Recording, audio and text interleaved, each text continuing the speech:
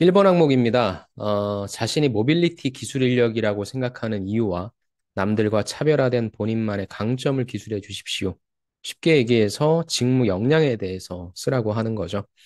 일단 저 모빌리티 기술 인력, 이제 현대자동차가 스스로를 자동차 회사라고 얘기하지 않죠. 모빌리티, 즉 탈 모든 것을 만드는 회사, 이렇게 좀 지향점을 갖고 있고요. 그에 따라서 자동차 회사의 뭐 기술 인력이 아니라 말 그대로 모빌리티의 기술 인력이라고 조금 재정의를 내리는 것 같습니다. 그래서 일단 좋은 부분은 모빌리티가 어떤 것인지에 특히나 현대차가 지향하고자 하는 모빌리티는 어떤 모습인지에 대해서 조사하신다면 그거에 관련해서 특히 미래기술 쪽에 관련된 뭐 지식이나 기술을 보유하신 분들이라면 더 좋을 것 같긴 합니다.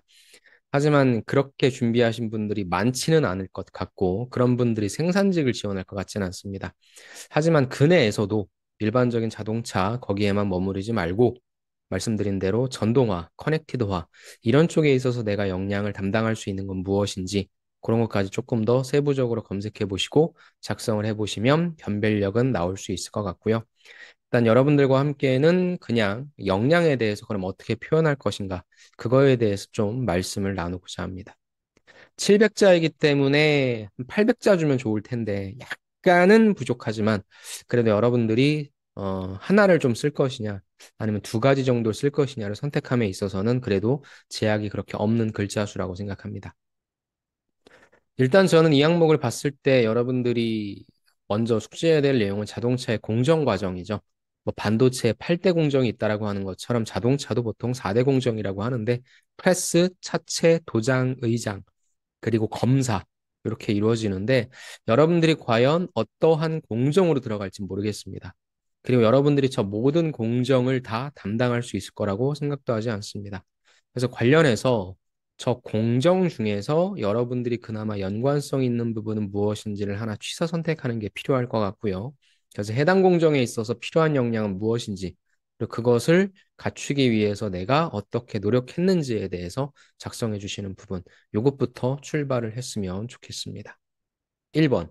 당신이 모빌리티 기술 인력이라고 생각하는 이유와 남들과 차별화된 본인만의 강점을 기술해라. 구조입니다. 1번은 구조가 중요해요. 1번, 첫 번째, 모빌리티 기술 인력이란, 즉, 내가 정의하는 모빌리티 기술 인력에 대해서 간략하게 작성해 주시고. 두 번째, 무엇입니까? 그렇다면 그 일을 하기 위해서 나는 어떠한 역량이 있다. 최소 두 가지 정도는 써줬으면 좋겠다. 첫 번째는 전문 지식. 배우셨던 지식에 대해서 자격증까지 있으면 좋고, 이를 통해 무엇을 배우게 돼요. 두 번째는 그래도 관련된 경험, 현장 실습 나가보셨거나 아니면 관련해서 다른 생산직 경험을 통해서 내가 이쪽 직무에 필요한 어떤 걸 가질 수 있었다. 이렇게 뽑아내자. 가장 추천드리는 구조입니다. 모빌리티 기술 인력의 정의, 필요한 역량 두 가지 제시. 저 2번에 필요한 역량 두 가지 제시는 없어도 돼요. 바로 첫째 전문 지식입니다. 둘째 관련 경험입니다. 이렇게 가셔도 돼요. 하지만 자소서에서 저런 부분도 문서 작성 능력으로 중요하니까 가이드를 해준다는 차원에서 제시를 해주시면 더 좋겠죠. 자, 당신이 왜 모빌리티 기술 인력이야? 근데 나는 직접적인 경험이 없네. 하지만 나는 여기저기서 했던 어떤 뭔가 성과냈던 경험이 있어. 특히나 생산 현장이라고 하는 부분은 협업이 되게 중요한데 내가 대표적으로 협업했던 경험 얘기해 줄래? 라고 한다면 첫 번째, 무엇이다라고 하는 걸 선택해 주세요. 그리고 그를 통해서 내가 무엇을 연결할 건지. 바로 유관부서랑 협업을 잘해. 두 번째, 협업을 해야 되는데 문제점이 발생했겠죠. 역량을 드러내기 위해선 1번 질문에 뭐라고 나왔어요? 본인만의 강점을 기술해 주십시오 나왔죠. 강점이 드러나려면 문제점이 나와야 돼요. 앞으로 여러분들이 경험 쓰실 땐 그렇게 생각하세요. 문제점이 발생했고, 그럼 결국에 포인트는 어떻게 해결했는데, 그러면은 뭐예요? 협업을 잘하기 위해 어떻게 했는지가 나와야 되겠죠. 그래서 4번, 포부로 다시 연결시켜라. 왜? 연관성이 없으니까. 이게 자동차 생산 공정에 관련된 거라면 그냥 쓰셔도 돼요. 클로징 없이. 하지만 이 부분은 자동차랑 연결된 부분이 아니니까 나는 이처럼 다시 이 사람이 딴 생각하지 않게 협업자라잖아. 유관부서랑 협업해서 당신네 회사 들어가서 일 잘하겠다. 이렇게 포부로 또 연결시켜야 되는 거죠. 이해되셨죠?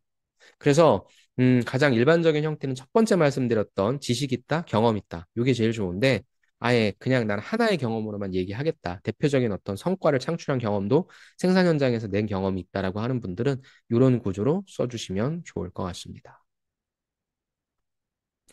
자, 2번 항목입니다. 2번은 제가 계속해서 얘기했지만 생산 현장의 제일 힘든 부분이 협업이에요.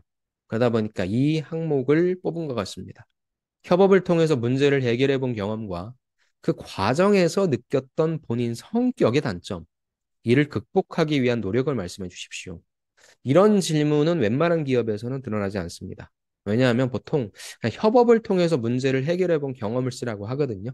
그게 이제 가장 기본적인 형태인데 여기에 성격의 단점을 결합시켜 버렸습니다. 그래서 보통 여러분들이 성격의 단점을 쓰라고 하면 단점을 제시해 주시고 그를 보완하기 위해서 했던 노력을 쓰시잖아요. 그러니까 그 두 개를 합쳐버린 거예요. 그래서 이거는 여러분들이 평소에 갖고 계셨던 협업 그 사례를 말씀해 주셔도 돼요. 근데 협업에서도 두 가지잖아요. n분의 1을 잘해서 일을 잘했다. 아니면 갈등 관리를 잘해서 일을 잘했다.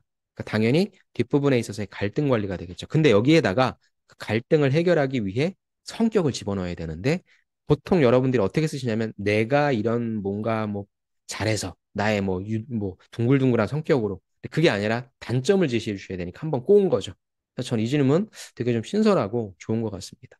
근데 2번을 쓰실 때는 사실상 짧은 글자 수 내에 써야 되기 때문에 취사 선택이 필요해요. 그럼 여기서 여러분들이 상황과 문제점에 대해서 방대하게 써주신다라든가 아니면 배운 점에 대해서 방대하게 써주는 것보다는 제일 중요한 건 무엇입니까? 내가 저 단점이 무엇인지를 빨리 제시해주고 그를 극복하기 위해 어떻게 책임감 있게 행동했는지 어떻게 잘 팀장으로서 행동을 했는지 거기에 포인트를 맞추죠. 글자 수가 없을 때 취사 선택.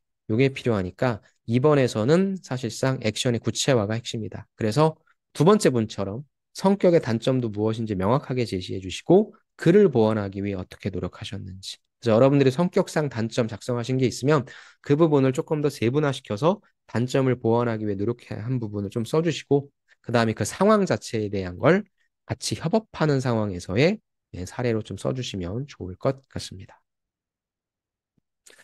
자, 그 다음 마지막 항목입니다. 3번이죠. 스스로 목표를 설정해서 달성해 나가는 과정에서 겪은 어려움과 극복해낸 방법입니다. 700자네요. 1번과 3번은 700자, 2번만 600자인데 3번 같은 경우도 여러분들이 하나 정도는 뼈대자소서로 갖고 계실 겁니다. 도전적인 목표 달성 경험이죠. 도전적인 것이기 때문에 당연히 어려운 부분이 나올 거고 역시 어려운 부분을 어떻게 해결했는지 그게 집중이 되겠죠. 자, 그래서 3번 이렇게 씁시다. 스스로 목표를 설정해서 달성해 나가는 과정에서 겪은 어려움과 극복해낸 방법. 첫 번째, 목표가 무엇인지를 제시해 주시는 게 필요해요. 그래야 여러분들이 그 목표를 달성하기 위해서 어떻게 행동하셨는지 그게 구체적으로 쓸 수 있으니까. 그래서 첫 번째는 구체적 목표가 무엇이었는지 제시해 주시고 두 번째 그 중에 스타 방식으로 쓰실 텐데 액션 어떻게 액션을 하셨는지 첫째, 둘째, 셋째 이렇게 써주시면 더 좋고 그것이 핵심이다라는 말씀을 드립니다.